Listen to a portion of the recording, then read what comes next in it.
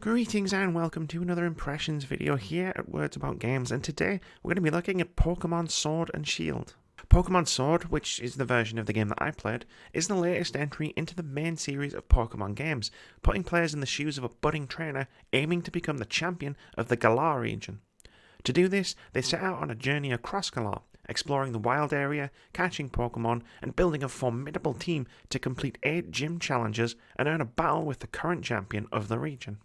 As I've mentioned in podcasts leading up to this game, Sword is my first foray into the main series of Pokemon games. I've fooled around with the franchise before, with games like Pokemon Snap, Pokemon Stadium, and Pokemon Go, but I've never jumped into the core RPGs until now. So I'm not going to be able to give you a perspective on what may or may not have changed between Sword and Shield and Sun and Moon. Instead, my impressions are that of someone coming at the game completely fresh. But first I will talk about something I've always known as an outsider looking in. The creature designs in Pokemon are outstanding.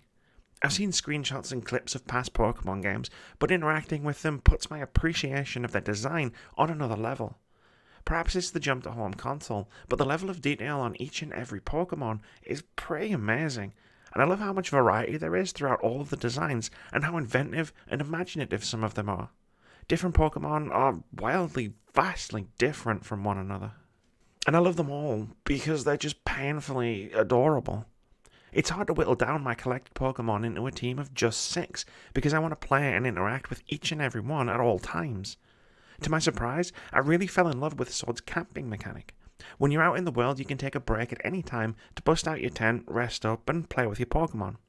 There are practical benefits.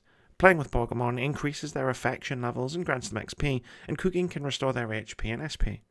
But I love getting a closer look at my children, and I spent more time than I would have thought playing fetch or waving around a feather on a stick.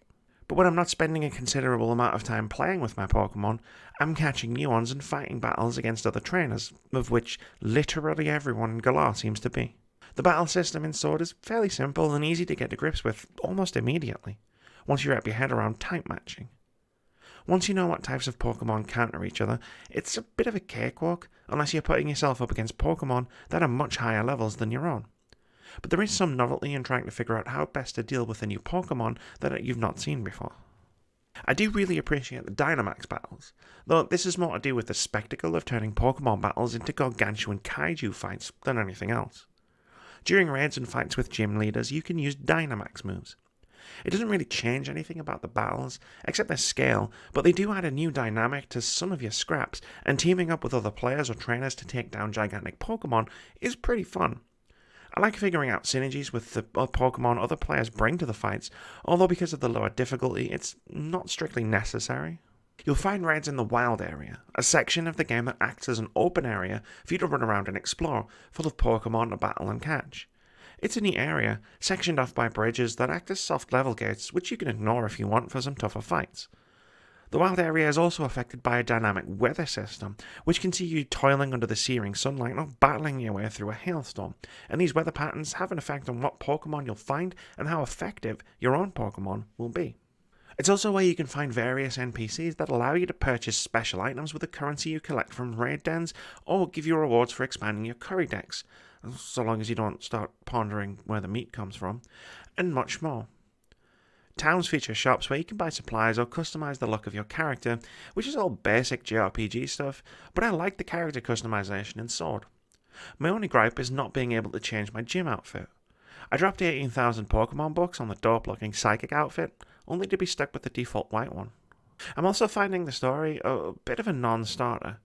Ostensibly, Pokemon Sword is about challenging gym leaders and embarking on a quest to be the best Pokemon trainer in Galar.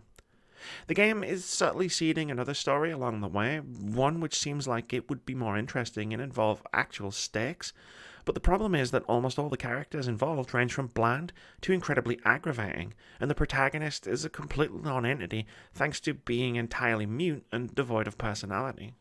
It's these two things in combination that just kill the story for me. My character feels like she has no stakes or connection in the story, and the lack of compelling NPCs doesn't pick up the slack.